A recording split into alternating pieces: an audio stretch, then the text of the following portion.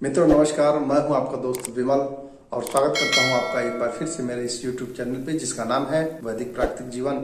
हम अपने नए वर्ष का प्रारंभ माँ की आराधना से करते हैं। तो जो चैत्र मास की नवरात्रि है, इसको वासंतिक नवरात्रि के नाम से भी जाना जाता है। माँ भगवती की नवरात्रों में कैसे आराधना करें, इसके ऊपर चर्चा किया जाएगा। हमारे देश भारतवर्ष में मुख्य रूप से 2 नवरात्रों का प्रचलन है, लेकिन वास्तव में 4 नवरात्रियां होती हैं। 2 नवरात्रियां गुप्त रूप से होती हैं और 2 नवरात्रियां जन सामान्य में, लोक सामान्य में, जनमानस में अत्यंत ही प्रचलित हैं।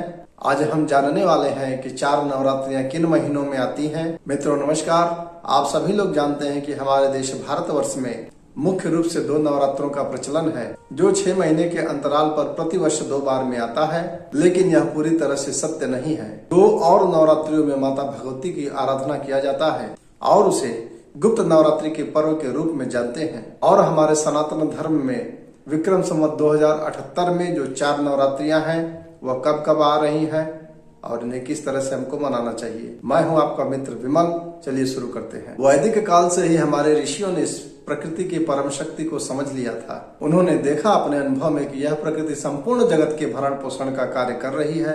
यह प्रकृति ही सर्वशक्तिमान है। सभी जीवों को समान भाव से, बिना किसी भेदभाव किए, उनके निश्चित समय पर, निर्धारित समय पर अभिष्ट वस्तुओं और सेवाओं को दे देती है।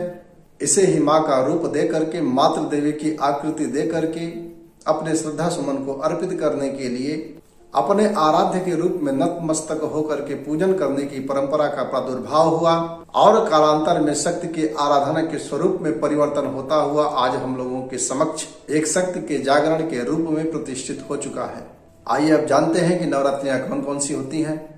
सनातन धर्म में नव वर्ष का प्रारंभ चैत्र मास के शुक्ल पक्ष की प्रतिपदा तिथि को सूर्योदय के पश्चात प्रारंभ हो जाता है और आपने देखा होगा कि संपूर्ण प्रकृति अपने नए कलेवर में दीप्तिमान हो उठती है। संपूर्ण वातावरण अपने अनंत श्रृंगार से सज धज करके अपने आनंद में डूबने लगता है। जाड़े के मौसम को किसी भी प्रकार से काटने के बाद वसंत के बहार में संपूर्ण जीव जगत आनंद के गीत को गाने लगते हैं। पतझड़ की जिंदगी को हम साफ करके अपने आसपास स्वच्छता की जड़ों को मजबूत बनाते हुए माँ शक्ति की आराधना से नूतन वर्ष का अभिनंदन करते हैं, स्वागत करते हैं। 9 दिनों तक माँ भगवती की आराधना करके शक्ति के जागरण का संचार अपने हृदय के भीतर करते हैं। माँ भगवती की आराधना करके उनसे आशीर्वाद लेकर के एक नवीन उमंग को अपने भीतर भर करके इस नए वर्ष में अपने भीतर एक सच्चे कर्मयोगी की भावना को भरते हुए नवीन ऊर्जाओं के साथ इस संपूर्ण मानवता और प्रकृति के सृजन में संलग्न हो जाते हैं। बात करते हैं अब सभी नवरात्रों की। प्रथम नवरात्रि चैत्र मास के शुक्ल पक्ष की प्रतिपदा तिथि को सूर्योदय के समय से प्रारंभ होता है और इस प्रकार से 13 अप्रैल सन 2021 को चैत्र मास की नवरात्रि हमारी प्रारंभ हो जाती है। नए वर्ष 2078 विक्रमी की जो दूसरी नवरात्रि है, जिसे गुप्त नवरात्रि भी कहते हैं, आषाढ़ मास के शुक्ल पक्ष की प्रतिपदा तिथि को जो दिनांक 11 जुलाई सन 2021 को पड़ रहा है, गुप्त नवरात्रि मनाई जाने के लिए हम लोगों को तैयारी पहले से ही करके रखनी है।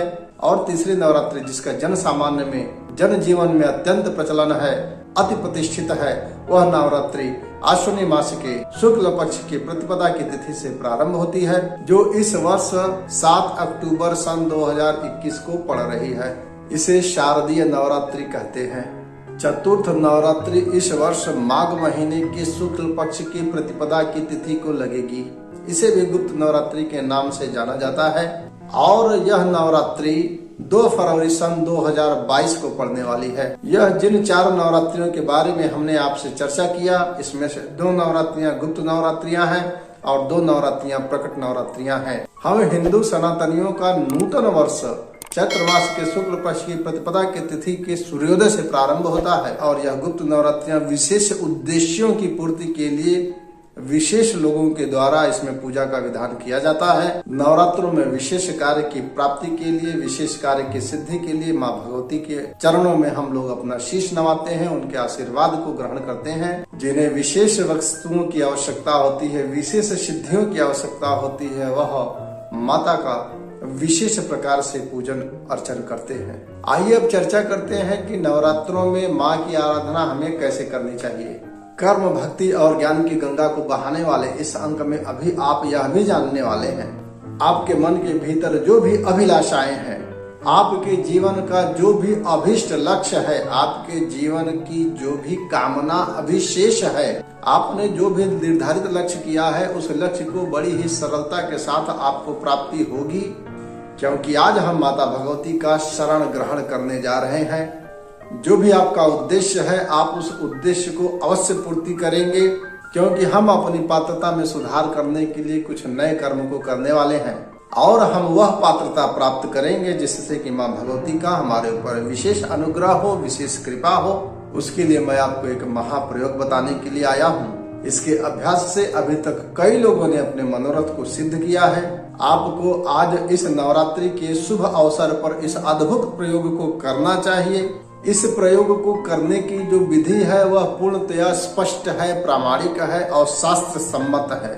हमारे हिंदू धर्म में दुर्गा सप्तशती के पाठ को करना बड़ा ही कल्याणकारी माना गया है, विशेष रूप से नवरात्रों के अवसर पर। अब आपको दुर्गा सप्तशती के पाठ करने की विधि जान लेनी चाहिए। यदि आपके पास समय हो तो आप चाहें तो स्वयं दुर्गा सप्तशती का पाठ कर सकते हैं अथवा किसी सात्विक ब्राह्मण को इस कार्य को सौंप दें। और सबसे महत्वपूर्ण बात यह है, माँ भगवती जगत जननी माँ अम्बे के श्री चरणों में आपका सानिध्य बना रहे, आपकी श्रद्धा बनी रहे और आपकी भक्ति बनी रहे। प्रेम से परिपूर्ण श्रद्धा भाव एवं भक्ति के साथ दृढ़ विश्वास रखते हुए अपना श्रद्धा सुमन माँ को समर्पित कर दीजिए। श्रद्धा और भक्ति के साथ जगत जननी का स्मरण करते हुए दुर्गा सप्तशती का पाठ करने वाले भक्तजनों के ऊपर माता की परम कृपा शीघ्रता से प्राप्त हो जाती है, उनको लाभ मिलता है। मैं आपसे अनुरोध करता हूँ कि आप यह परम कल्याणकारी महाप्रयोग को करने जा रहे हैं। आप किसी भी प्रमाणिक पुस्तक का सहारा ले सकते हैं, अन्यथा की स्थिति में कई सारी पुस्तकें हैं जिसमें कि तमाम मिसप्रिंट्स है, तमाम त्रुटियां हैं। तो मुझे लगता है जब हमें और आपको त्रुटियों का ज्ञात होता है तो हमारी श्रद्धा थोड़ी सी कम पड़ जाती है, उच्चारण में अशुद्धियां होती हैं, वह उतनी कारगर सिद्ध नहीं हो पाती है। नवरात्रि के शुभ अवसर पर आपको यह प्रयोग करने के लिए आपको नित्य कर्म से शौच स्नान ध्यान से निवृत्त हो जाना है। शुद्ध वस्त्र पहनते हुए शुद्ध अंतःकरण को धारण कर लीजिए। शुद्ध आसनी पर आप स्वयं बैठ जाइए। लाल वस्त्र बिछा करके माता की प्रतिमा को अपने सामने किसी पीढ़े पे, किसी चौकी पे रख दीजिए। लाल वस्त्र माता को समर्पित कर दीजिए और अपने ललाट पर अपने रुचि के अनुसार भस्म, लाल चंदन अथवा रोली या जो भी आपको अच्छा लगता है उसको आप लगा सकते हैं। अपनी शिखाओं को बांध लीजिए। माता का आराधना करते समय आपका जो मुख है वह पूर्व दिशा की तरफ रहेगा। आपको इसी प्रकार से माता के गुणों का पाठ करना प्रारंभ कर देना चाहिए। अब बात करते हैं कि हमें माँ को क्या अर्पित करना है। माँ दुर्गा को लाल रंग की चुनरी अथवा कोई दूसरा वस्त्र, श्रृंगार का सामान जो सौभाग्यवती महिलाएं धारण करती है, उदाहरण के रूप में चूड़ी, बिंदी इत्यादि, इन सभी वस्तुओं को आप माँ के ऊपर चढ़ा दीजिए।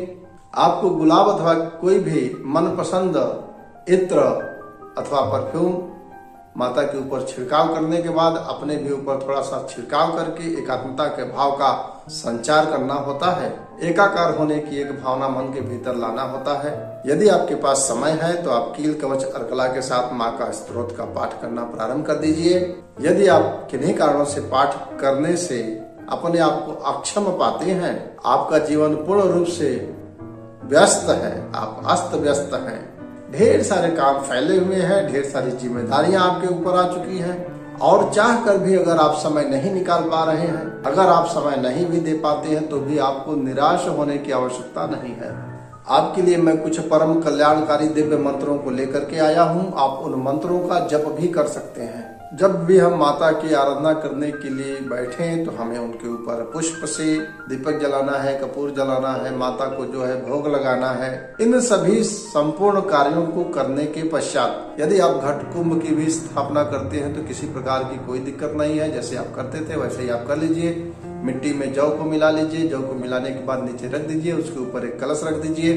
कलश में जो है पवित्र जलों से अभिमंत्रित मंत्रों के द्वारा उसमें जल भर दीजिए। उसमें कुशा डाल दीजिए। उसमें सुपारी डाल दीजिए। उसमें कोई द्रव्य दक्षिणा डाल दीजिए। उसके बाद आम्र का पल्लव वगैरह डाल करके एक मंडप तैयार करते हुए ऊपर से एक मिट्टी की अथवा पीतल की अथवा फूल की कोई भी पात्र रख लीजिए, उस पात्र के ऊपर चावल रख लीजिए, चावल के ऊपर अष्टदल कमल बना लीजिए, एक कमल का पुष्प बनाइए जिसमें कि 8 पंखुड़ियां हो और उसके ऊपर चुनरी में लपेट करके नारियल रख दीजिए। नारियल रखने के बाद एक छोटा सा दीप प्रज्वलित कर दीजिए और दीप प्रज्वलित करने के बाद माता को अपना श्रद्धा सुमन अर्पित करते हुए, उनको प्रणाम करते हुए अपने सारे ज्ञात अज्ञात सभी पापों को क्षमा करने की प्रार्थना करिए और अपने मन के भीतर यह भाव रखिए कि हे माँ, आप मेरे ऊपर अपनी दया दृष्टि डालो, मेरे ऊपर अपनी अंतर्दृष्टि डालो, उनसे क्षमा याचना करिए, उनसे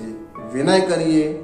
माँ बड़ी ही कृपालु है, अथाह करुणा की सागर है, प्रेम की गंगा उनके श्री चरणों से बहती रहती है। निश्चित रूप से आपके अपराधों को क्षमा किया जाएगा। जगत जननी को समर्पण भाव से की गई आपकी जो भी प्रार्थना है वह स्वीकार होगी, क्योंकि माँ परम करुणावान है। मैं आपको कुछ दिव्य मंत्रों को दे रहा हूँ, उसको आप नोट कर लीजिए, उसको आप लिख लीजिए, जिससे कि मंत्र जप करते हुए किसी भी प्रकार की त्रुटि न होने पाए।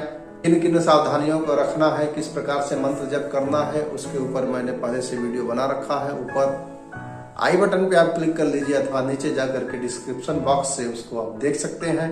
आपको अपने सौभाग्य को जगाने के लिए एक मंत्र दे रहा हूँ। मंत्र जप करने के बाद, दुर्गा सप्तशती का पाठ करने के बाद हमें क्षमा याचना अवश्य करना है। यदि आपके जीवन के भीतर विपत्तियों का पहाड़ टूट गया है तो आपको यह मंत्र अवश्य एक माला करना चाहिए। ज्ञान मुद्रा में हमारा हाथ रहेगा, हमारी आंखें बंद रहेंगी, या ऐसे हम माला भी ले सकते हैं, या इस तरह से हम माला ले सकते हैं। ऐसे हमारा जब चलेगा, एक हाथ हमारा ज्ञान मुद्रा में बना रहेगा। ओम शरणागत दीनार्थ परित्राण परायणे सर्वस्यार्ति हरे देवी नारायणी नमोस्तुते। ओम। आरोग्यता की प्राप्ति करने के लिए और बीमारियों के जाल से मुक्त होने के लिए आपको मैं एक मंत्र दे रहा हूँ, उसका भी आप एक माला कम से कम अवश्य करिए। मंत्र इस प्रकार है, इसी प्रकार से ओम देहि सौभाग्य आरोग्यम देहि मे परमं सुखम रूपम देहि जयम देहि यशो देहि दिशो जहि। ओम। समस्त अमंगलों का विध्वंस करने वाली कल्याण स्वरूपा माँ भगवती के शरण में हम जा रहे हैं। यदि आपके उन्नति में तमाम प्रकार के अड़चने आ रही हैं, तमाम प्रकार की बाधाएं आ रही हैं, तमाम प्रकार की समस्याएं आ रही हैं, यदि आपका जीवन तमाम प्रकार की उलझनों से घिर चुका है, तो निश्चित रूप से ये जो मंत्र अभी मैं आपको बताने जा रहा हूँ यह दिव्य ऊर्जाओं से परिपूर्ण है और आपके समस्त समस्याओं को नियंत्रित करेगा। ओम सर्वबाधा प्रशमनम त्रैलोक अस्य अखिलेश्वरी एवमेव तव कार्यम अस्मद्वैरी विनाशनम। ओम। आपके लिए एक और अद्भुत ऊर्जाओं से परिपूर्ण मंत्र को दे रहा हूँ, जो आपके चरम लक्ष्य को, जो आपके जीवन का चरम लक्ष्य है, उसको प्राप्त करने के लिए आपका सहायक सिद्ध होगा, आपका मार्गदर्शन करेगा। इस मंत्र के सहारे आप अपनी नैया को भवसागर से पार लगाने वाले हैं। मोक्ष की प्राप्ति करने के लिए, समस्त बाधाओं को नष्ट करने के लिए माँ का मंत्र इस प्रकार है। मंत्र को बताने से पूर्व आपको मैं यह भी बताना चाहता हूँ कि यदि आप मेडिटेशन करते हैं, यदि आप ध्यान करते हैं, तो आप नित्य ध्यान की अवस्था में भी इस मंत्र को जप सकते हैं, आपको लाभ मिलेगा। इस मंत्र को करके आप एक आशावान, आप शुद्ध विचारों से परिपूर्ण, एक विशुद्ध मन वाले व्यक्ति के स्वामी बन जाएंगे। ओम त्वं वैष्णवी शक्ति अनंत वीर्या विश्वस्वबीजं परमासि माया सम्मोहितं देवी समस्तमेतत् त्वं वै प्रसन्ना भुवमुक्ति हेतुः। यह सर्व शक्ति को धारण करने वाला है, यह सर्व मंगल को धारण करने वाला है, यह सर्व बाधाओं के ऊपर नियंत्रण रखने वाला मंत्र है। इसकी शक्ति आपके जीवन को सकारात्मकता की किरणों से ओतप्रोत करने वाली है। इस वीडियो के माध्यम से आपको संपूर्ण नवरात्रियों के विषय में एक जानकारी प्रदान करना था, इसलिए इस वीडियो को पुनः बनाने की आवश्यकता महसूस हुई। तो यह जो चैत्र की नवरात्रि आ रही है, इसमें आप माँ को अपने श्रद्धा सुमन को अर्पित करते हुए उनसे विनम्र प्रार्थना करिए, आपकी प्रार्थना स्वीकार होगी, आपके जीवन में खुशियों का संचार होगा। यदि किसी भी प्रकार की कोई त्रुटि रह गई हो, प्रसंगवश कोई भी गलती हुई हो, तो आप उसको क्षमा करिएगा। कमेंट के माध्यम से आप बता सकते हैं कि किन विषयों के ऊपर आपको वीडियोस चाहिए। आप यह बताइएगा कि इस नवरात्रि में आप किस मंत्र का प्रयोग करने वाले हैं, किस मंत्र का जप करने वाले हैं। पूरा आशा है, संपूर्ण विश्वास है कि माँ आपके जीवन में एक नया पथ प्रदर्शक बन के आने वाली हैं। यदि आप मेरे इस चैनल पर नए आए हैं तो कृपया करके इस चैनल को सब्सक्राइब कर लीजिए, जो घंटे का निशान है उसको प्रेस कर लीजिए, जिससे कि मेरे तमाम वीडियो आपके पास सहजता से आ सके।